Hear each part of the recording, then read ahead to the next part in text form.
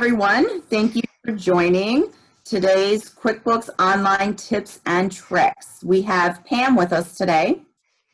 Hi, Michelle. Hello, how are you, Pam? I'm doing well, thank you. Great. Pam is going to be discussing undeposited funds and deposit-related bank fees. Now, Pam, the undeposited funds are super confusing for me. Could you please help me understand how to use this function? Of course, Michelle. So let's start with, we receive a payment from one of our customers and we need to apply it to their invoice. So what we're going to do first is we're going to hit New. We're going to go to the customer row and click on Receive Payment. And we're going to choose a customer that we received a payment from.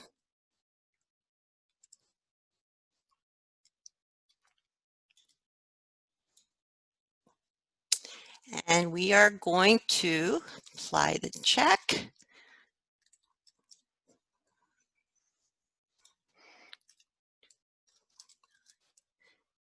Now, if you see, there's two options. It's undeposited funds or checking. So you can apply this payment directly to your checking if there's only one check that you're depositing. So in other words, when you apply it to the checking account, you will see a deposit on your register for $239. That will match the deposit that was made on your bank statement so that you're able to match the deposit to what was actually deposited into your bank. The other option is to put it in an account called undeposited funds. And the reason why you would use this account is if you have more than one check that you want to deposit into the bank. So you don't want to deposit 3 different checks to your checking account when in fact all 3 are getting deposited at once into your checking account. It just makes reconciling your account a lot easier. So in this case, we're going to hit Save and Close, and we're going to deposit it into deposited funds. So now we are going to go again into this New.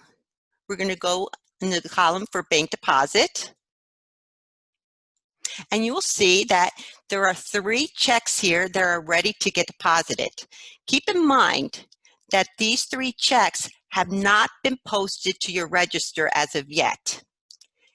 So what you want to do is you want to click on the checks that you want to make a deposit for today. You're going to put the date that you're making the deposit. The amount of the deposit is $2,301.52. That should equal the deposit slip that you're taking with your 3 checks to the bank. And if it equals, you save and close. So now if we go into our register, the checking account, we will see a deposit for $2,301.52, which should match the deposit that hits your bank account on 6/19.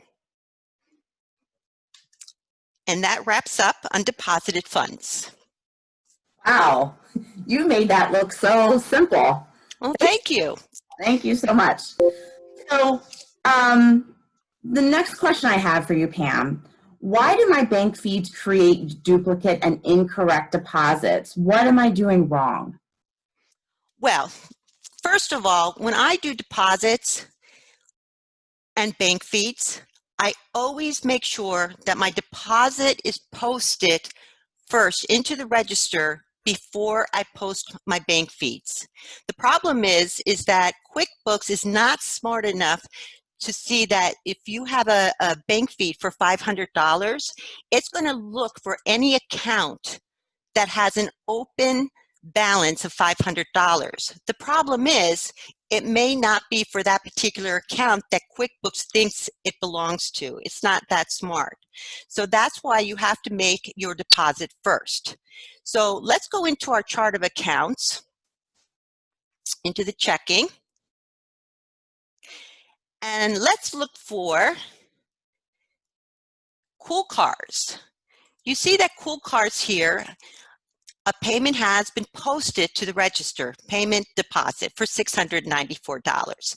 Now, you see in this little spot, there's nothing there. So that means that I don't know if it's cleared or not.